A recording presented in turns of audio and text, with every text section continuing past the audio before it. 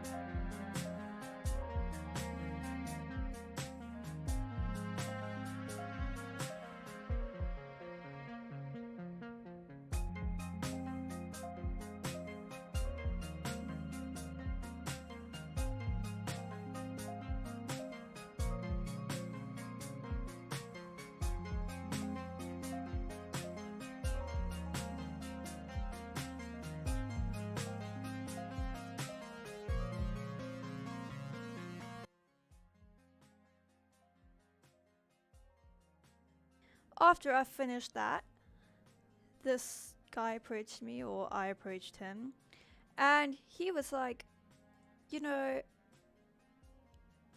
you would be better, like, you would be cool if you did this with me, if you did illegal things with me. And me, being Kes Lumos, has to prove herself. So I gave into this Everett Clopton and decided to do some high flying, which is illegal. And I was like, yeah, I like the sound of that. I can't say no. What do you have in mind? And he was like, yeah, I'm going to take you on a bit of a tour of Hogwarts. So I was like, sweet. And I'm going to leave this in with some nice music so you can enjoy the scenery. Because this was probably one of my favorite parts of this episode.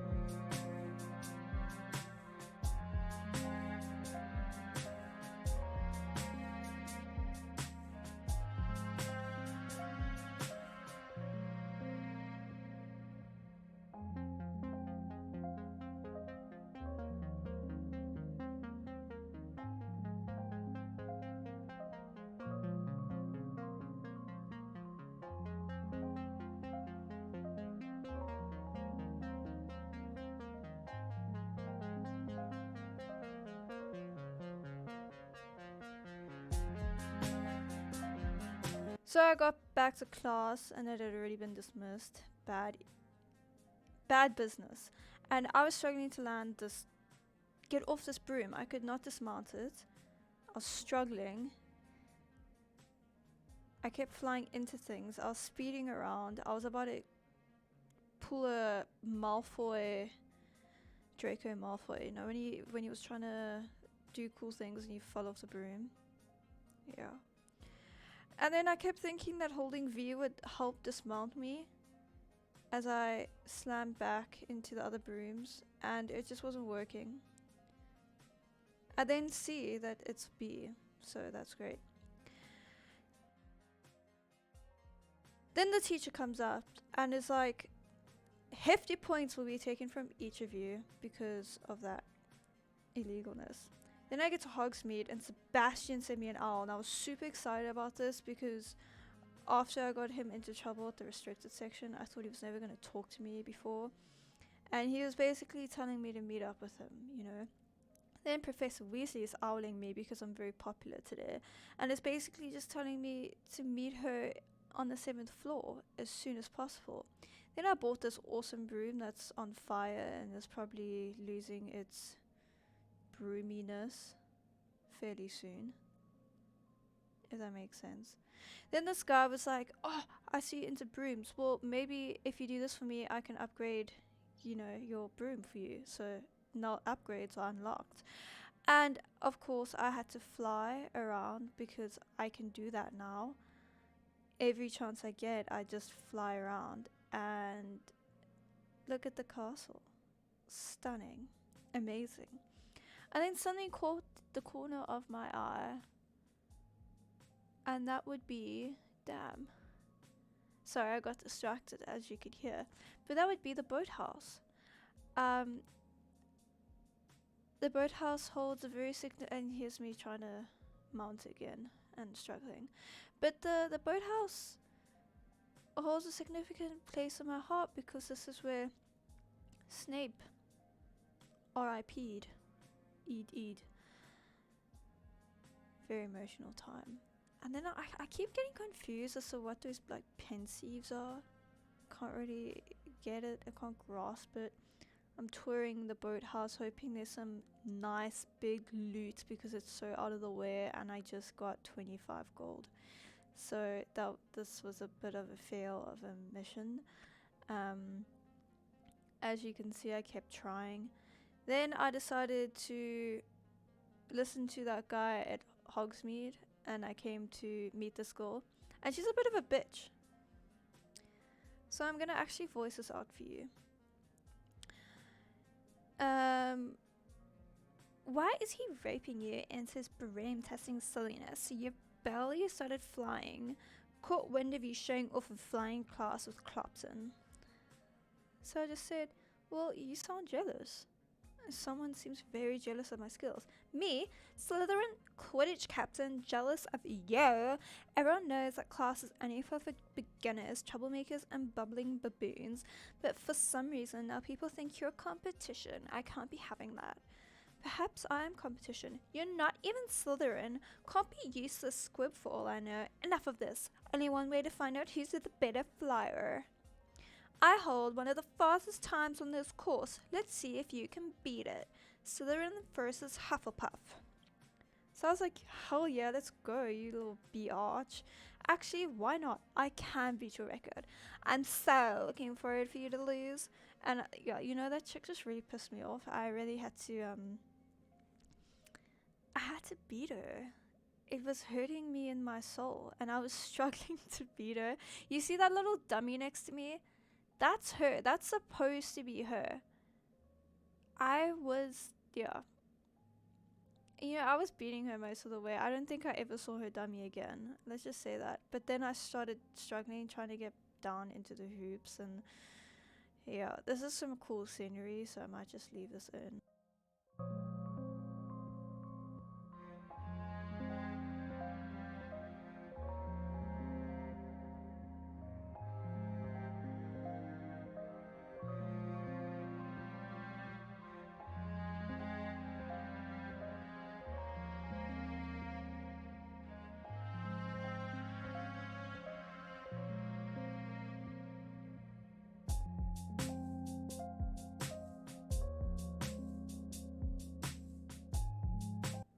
And this is about the time I started missing rings.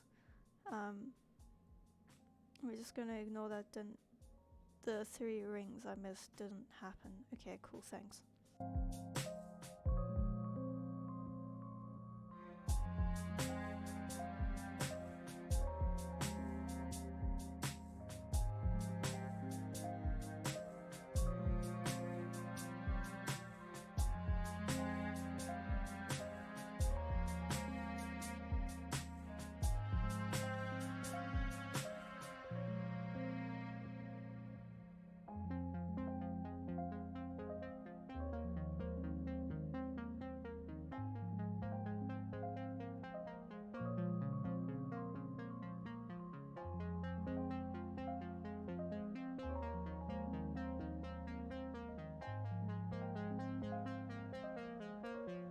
And then basically I beat her ass. I got a 206. She's like, that's not, you must have cheated. You, fine, you won. Don't think this is over. You can't determine skill from one single trial. Surely my win means something. You're not terrible, but you're still going to have to prove yourself if you want to earn my respect. And I was like, I don't want your respect. All you do is insult people. You know, it's like you and everyone else need to get a thicker skin. Anyway, I'm moving on to the next course. It's near Arendelle and offers a much tougher challenge. You can try to prepare by racing this course again. Just check on the podium where the leaderboard is. You can check your time and start from there. We'll see next time if your win here was more than just a fluke while on an errand for LB weeks. I was pretty pissed off with this chick, but I really wanted to just rub it in her face, so I went and checked the leaderboard again and see I was 14 seconds quicker than her. Then I decided to go to the room of requirement, and of course I flew there, because why not? I can do that now, and I'll keep saying that.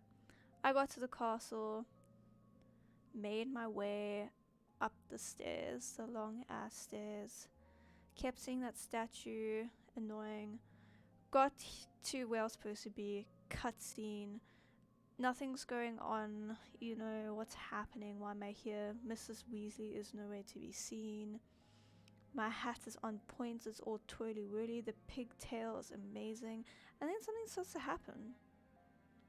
My character is like, what just happened? And a door opens to a room full of stuff. And if you haven't watched the Harry Potter series, the room of stuff is called the Room of Requirement. Anyway, Professor Weasley comes and she says, Merlin's beard, I see you wasted no time. And then basically invited me in, which is cool. I told her to go first because I've got manners. So yeah, we're checking this out. Look how cool it is.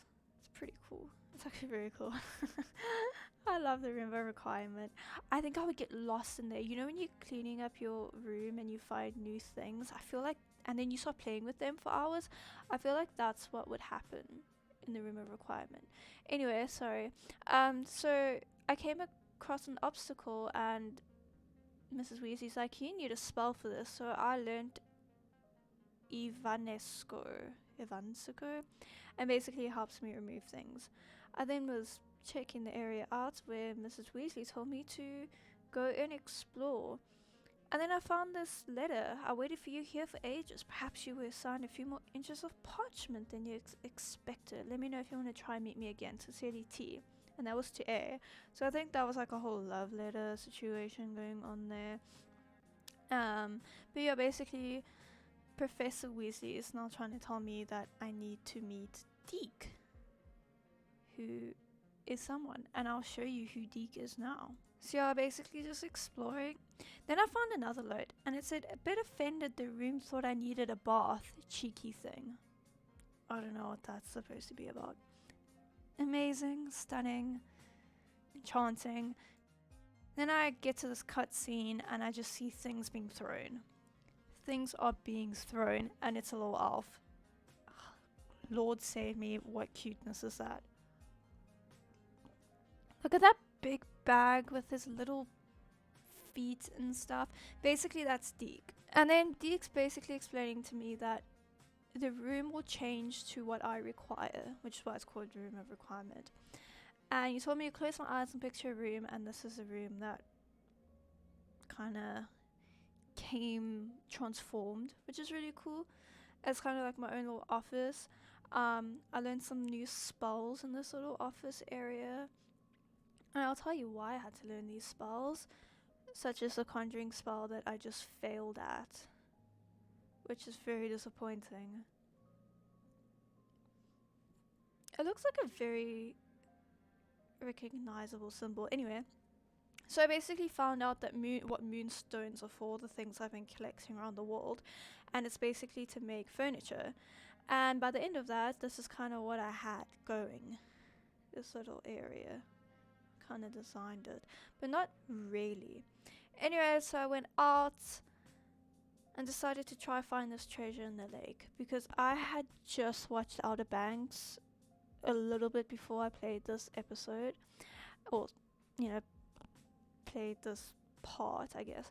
Anyway, and so yeah, I was like, you know what, that reminds me, in Harry Potter Legacy I have this task, but it was difficult. I was really struggling to find out how I'm gonna dive down here, not realizing that there's actually little spots that you go to, like you see there, yeah, that little white spot, and then you search,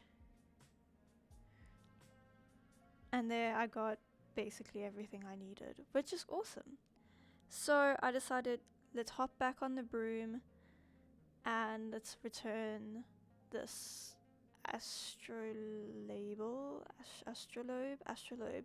to the school over here that desperately needs it, and she's too scared to go in the water herself for some reason. Well, we know the reason. It's because her dad like banned it or something. But yeah, so we helped her, and I said, I did you this favor, but I need to be paid. And she got all like, well, that's fair, I suppose. A reward, so to speak, for finding the buried treasure. Thank you for recovering it. So I was like, cool. Then I came and I slept on the floor and spoke to Sebastian. I was really looking forward to speaking to Sebastian, because I just felt like he was giving me a bit of the cold shoulder after the last situation where I got him into trouble. Yeah, basically was very iffy about it. So yeah, I basically said thanks for taking the fall for me, and he's like, well, what were you looking for in the library? And I basically couldn't really tell him. I think I did tell him at the end, but anyway, he then led me to this clock.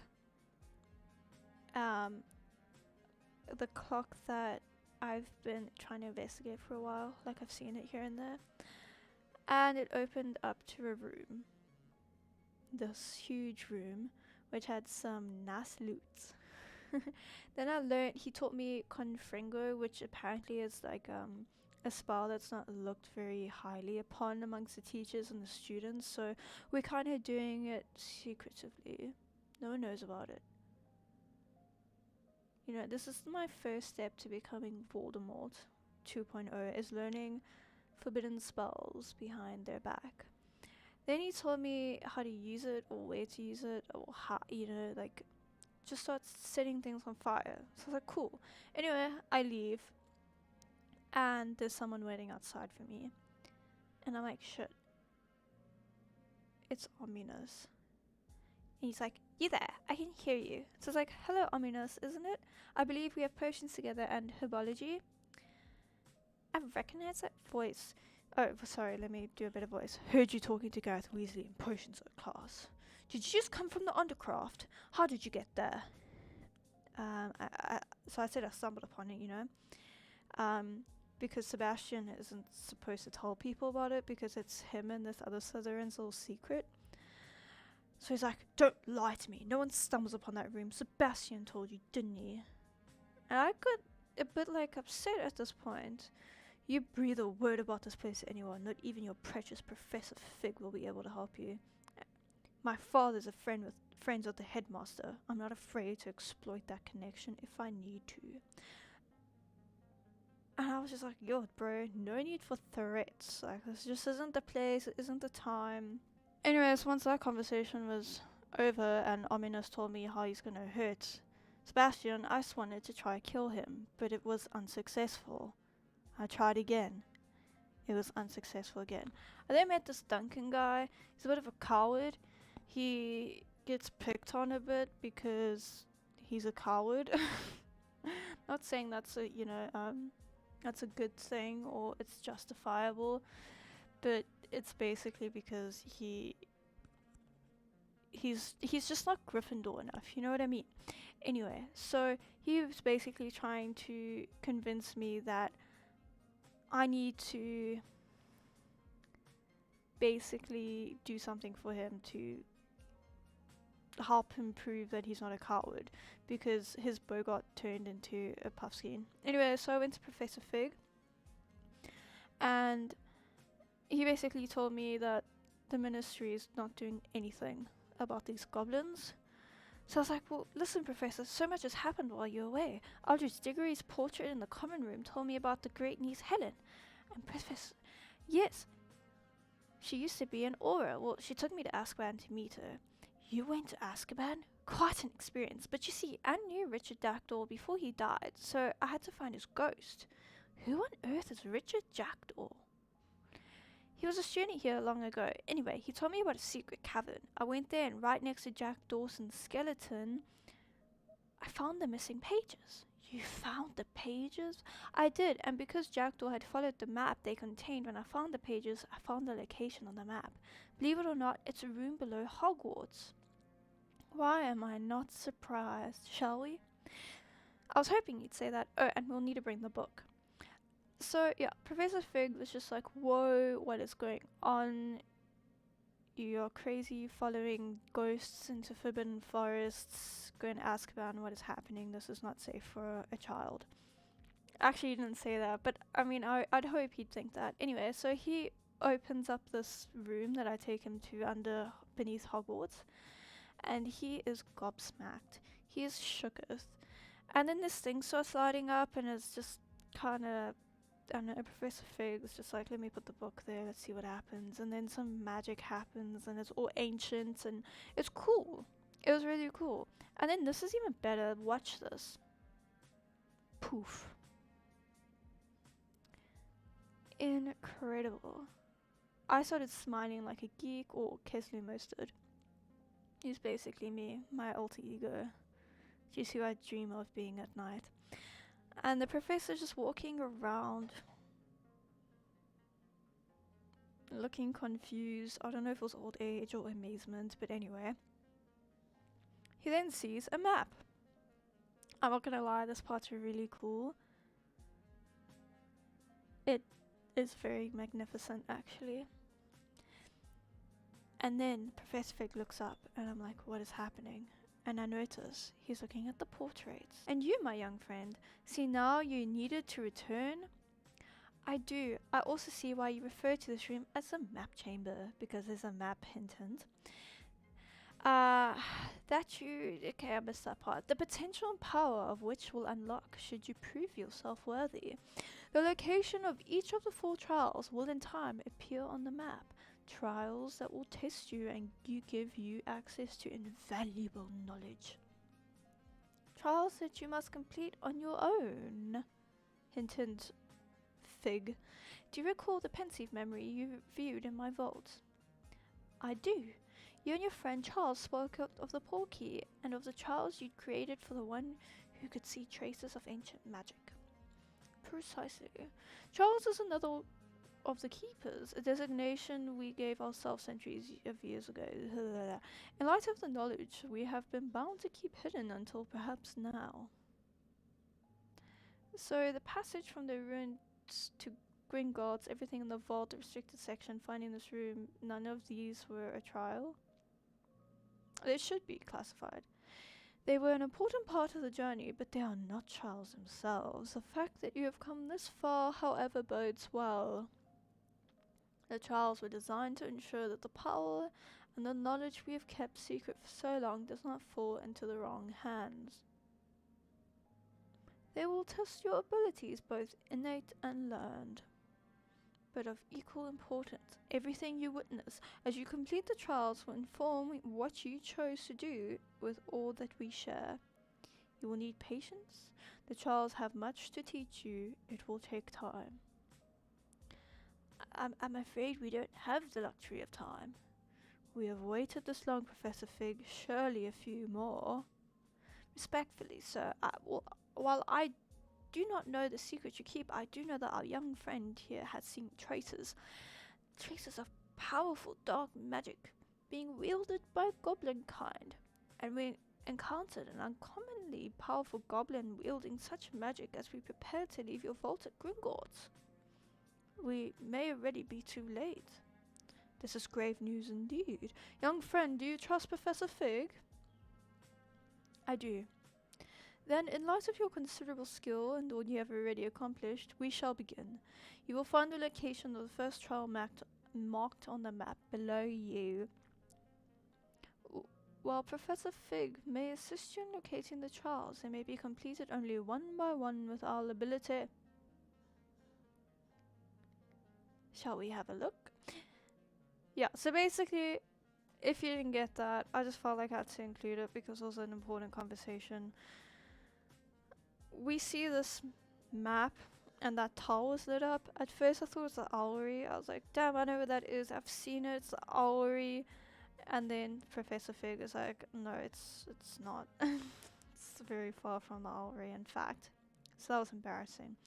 But basically, these ancient magic people have created trials, but because of this goblin disaster, they allowed me to do the trials a lot quicker than what it would have been if there wasn't an urgency for it. So yeah, basically that's what happened. Thanks for joining me in this part. Sorry it's a short one. I personally don't really like short parts. I think longer parts are better, especially if it's like a Hogwarts game, because you want to see every step of the way, you know. But I tried my best to kind of sum it up for you, and I hope it was suffice. Okay. Anyway, thanks for watching. See you in the next one. Cheerio. Cheerio.